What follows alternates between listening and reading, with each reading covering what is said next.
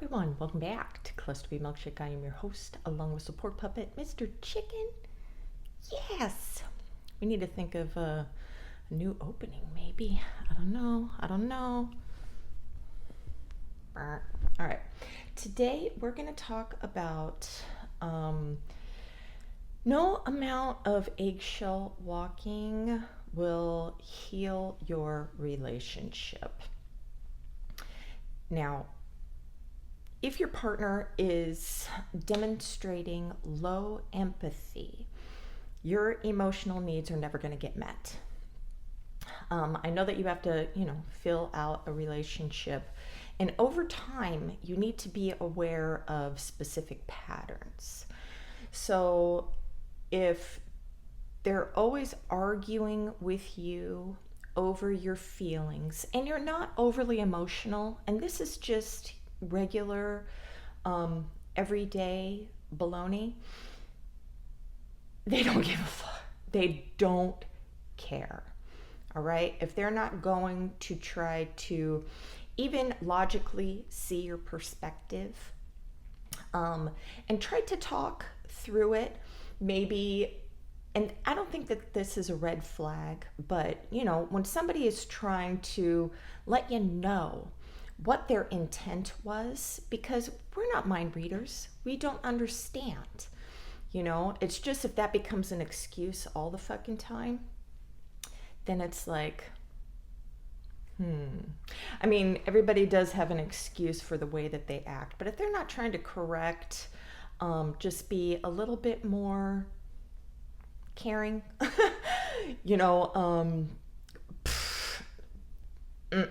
Anyways, your first mistake when you're dealing with somebody that you do know is not taking your feelings into consideration, even though you tried,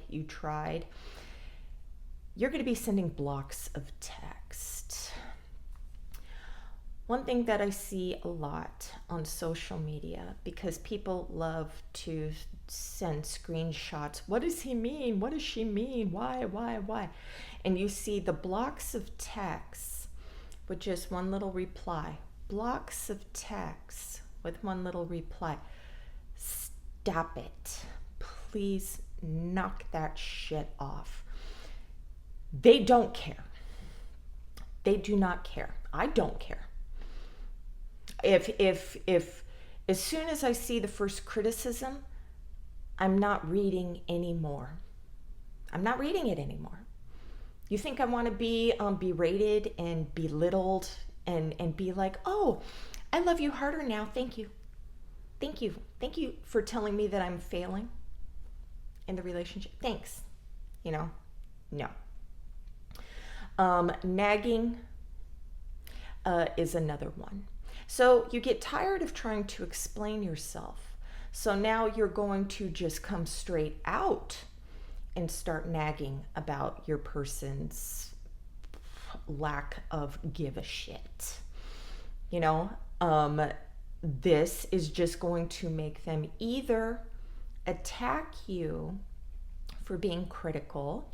We hear our original caregiver through your mouth. And so we're going to attack you for, coming at us. And this can get really ugly if they're the types that are going to go into, the secret file and then start throwing all kinds of ugly, sensitive shit at you just to make you shut up. Okay? I have said things that I don't mean to past people just to make them zip it. Get the fuck away from me. And I feel justified in saying those things. Even if I didn't mean it, it's like, get your attack dogs off of me, bro. And I will tear into you to get you the fuck away from me. Another thing that I see is you smothering your partner. Okay?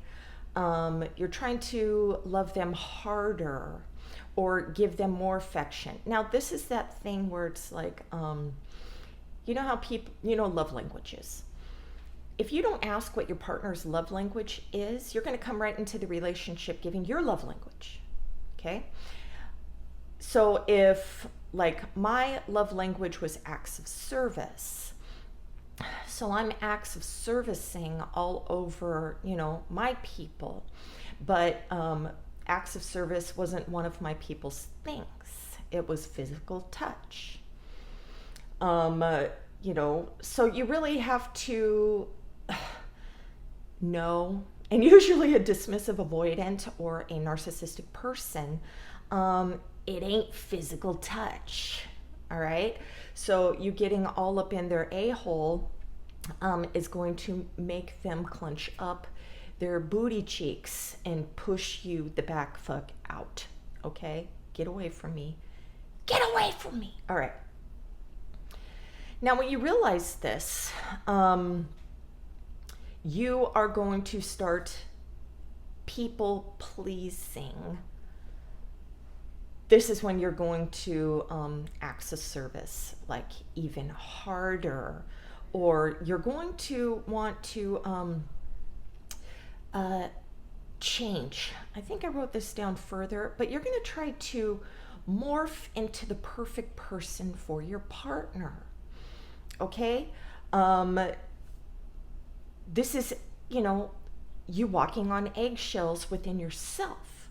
Because you're like, okay, he liked me in the beginning, or she liked me in the beginning.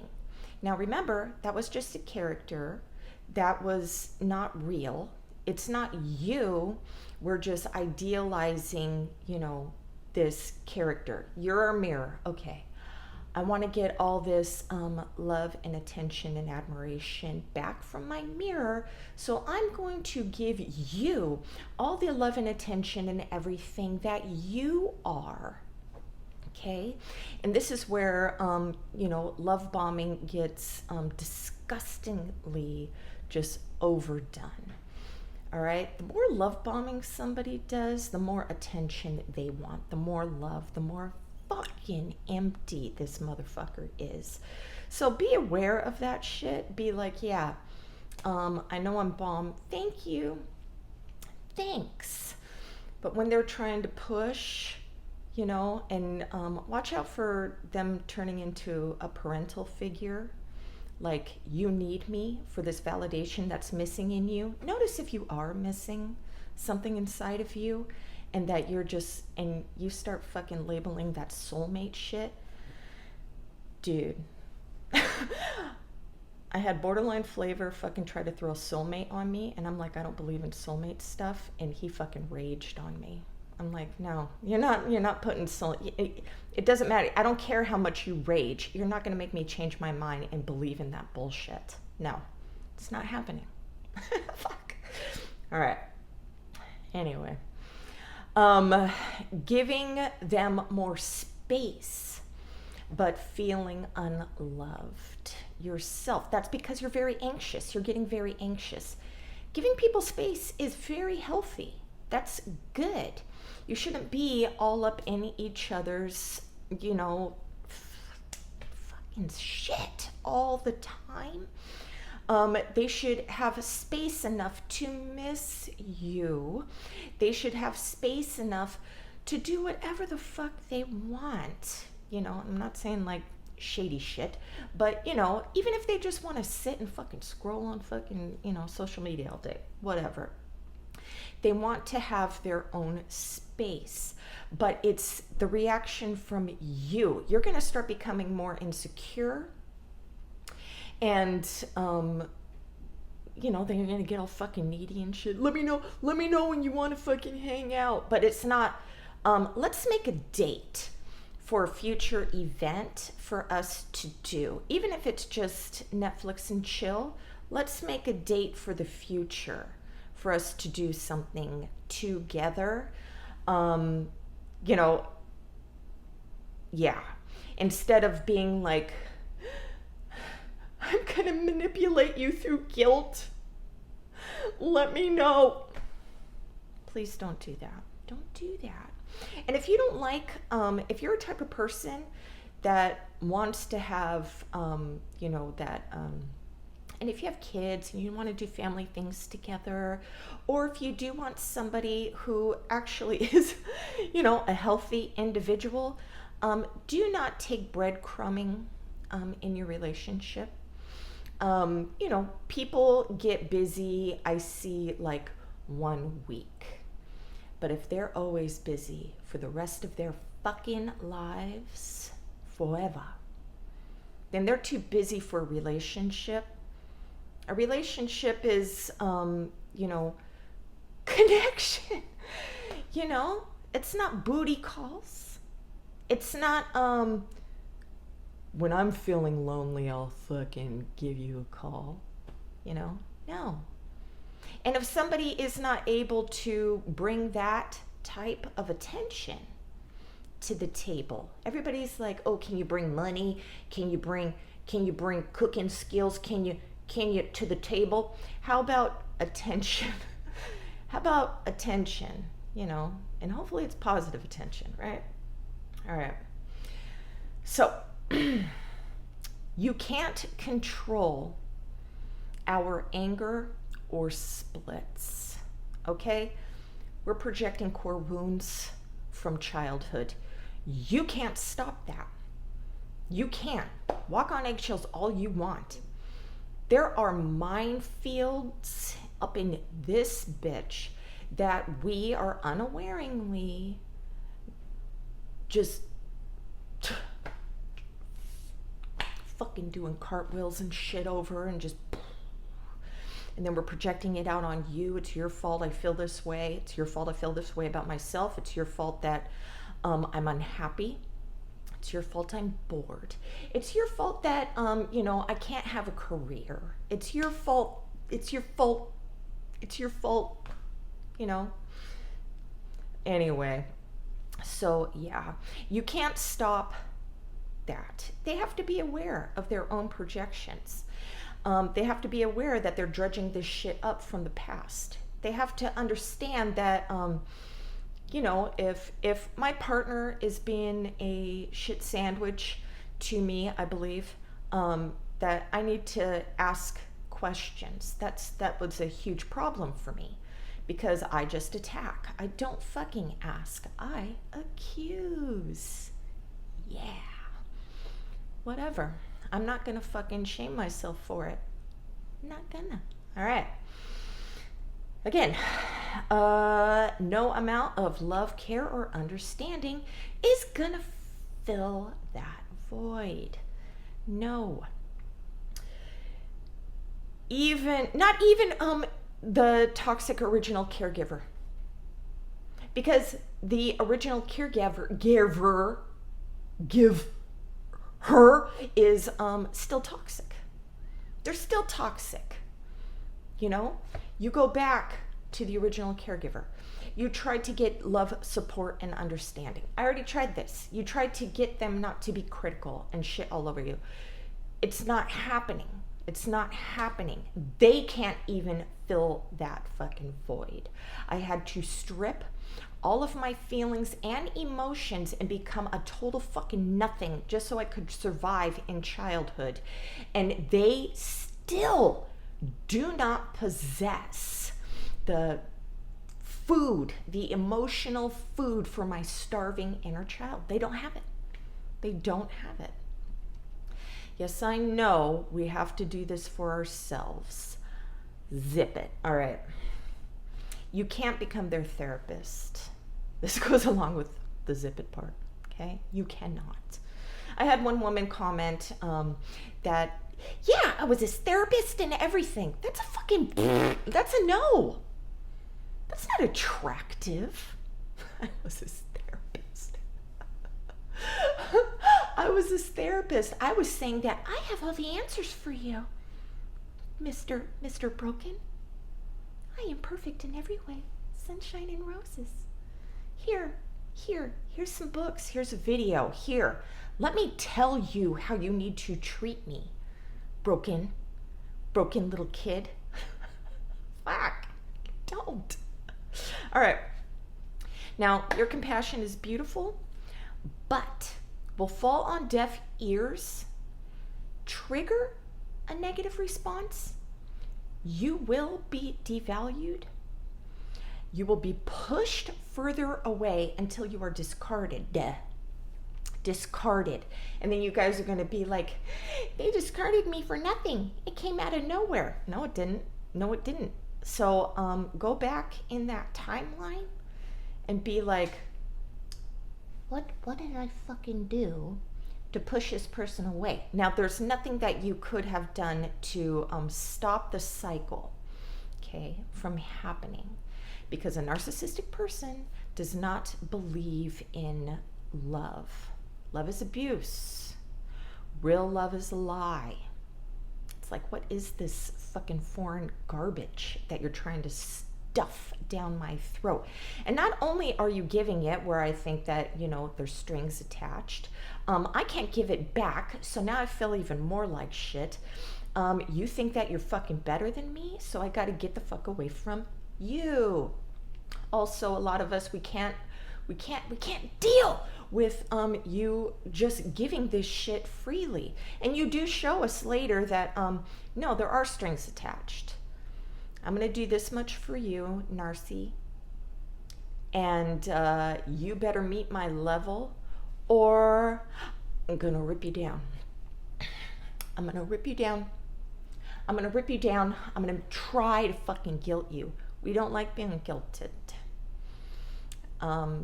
We guilt you. You don't get to guilt us. Double standard. Okay. Anyway, so what is your response? You're gonna either apologize.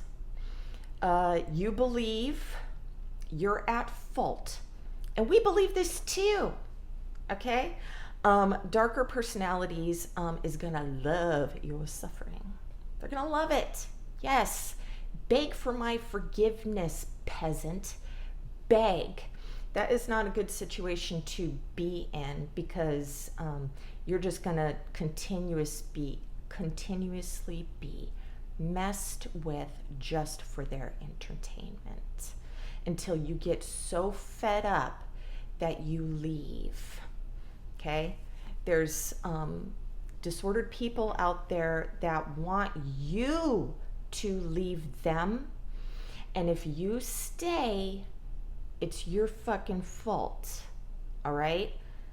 Please leave and get on that healing journey. All right? Don't.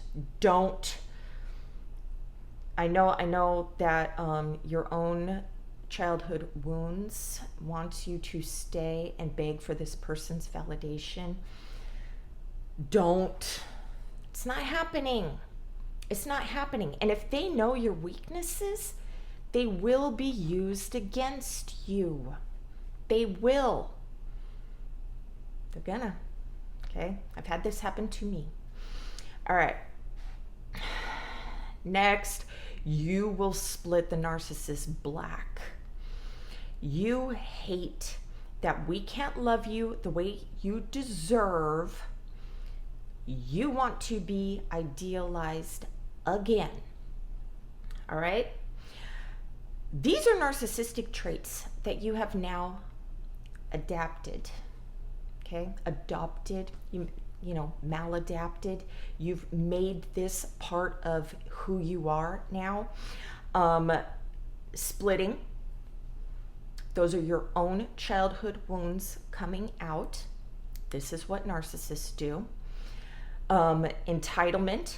You deserve special treatment because you want us to go back into the honeymoon stage, which is not real for any relationship.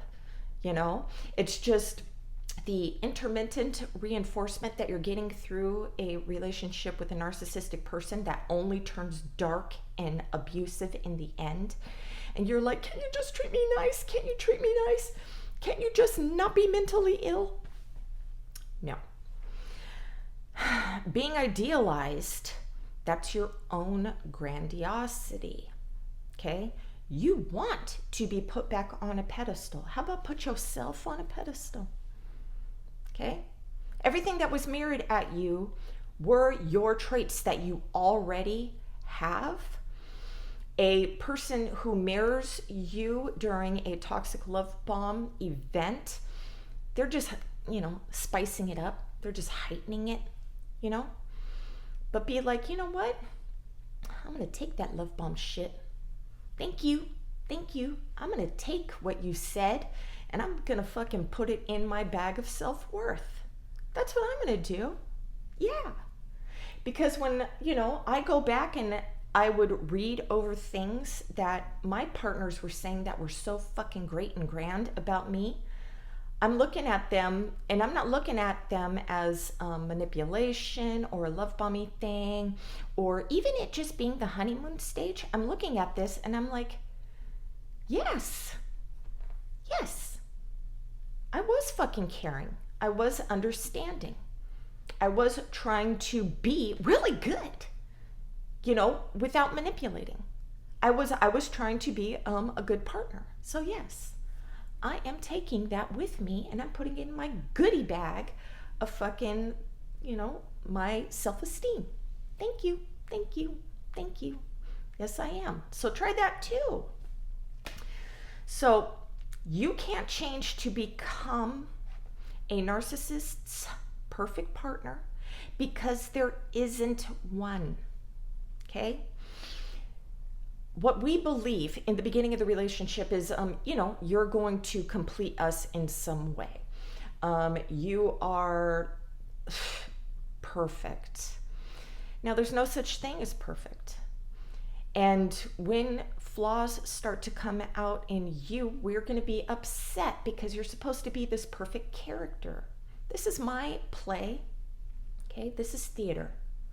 This is my play. You're an actor. You're fucking up. You're fucking up my play. Now, I don't want to see my fuck ups. I just, I'm looking out. So if I'm seeing that you're fucking up, then you're going to be devalued. This is for everyone, man. Everyone. Well, except for Mr. Chicken. But everyone, friends, coworkers, children, everyone, partners, everyone. All right? All right. So, in conclusion, forgive yourself. Forgive yourself. Forgive yourself for even walking on eggshells. You didn't know what the fuck. It was a super mind fucked. That wasn't, it wasn't being put on you, like with malicious intent. Know that it happens, gradually, right? Unless there's that real toxic person that's like, punching you in the face and being like, act right or I'm going to fuck you up again type shit. It's gradual. It's very gradual because you are slowly losing that perfect image. We're slowly being triggered by certain things now because the honeymoon stage is over. And so slowly things are fucking going downhill. Right? Until it turns into the roller coaster. Right? So forgive yourself for walking on eggshells. Forgive yourself for trying to change for somebody. This is a lesson that you're learning on how to look inside yourself. What was missing inside of me that I thought I was going to get from this other person? And when they started to take it away, that, I was like starving. It's like, well, you were already starving. So they were giving you something that you need to give yourself. Okay? That's the most important lesson. What did I need? What do I need? What do I need? And then when you fill your fucking self up, when you see somebody coming into your life and you start seeing those little, microaggressions and stuff, you might let some shit go, but it's not going to stop. So you're going to give somebody a chance and everything. And that's okay. But it's not going to stop if they're toxic. Okay? So you will be more aware. Don't think that everybody's a douchebag out there. Putting those negative seeds in your head, you're never going to have a good relationship again. Because you're planting seeds of fear. Okay? You are protecting your garden. Grow beautiful things in your garden. And you're not going to let anybody plant shit seeds in your head. Okay? Okay. Have a great positive day, y'all. And I will see you next time. I forgot my ending, dude. Have a great day. Namaste.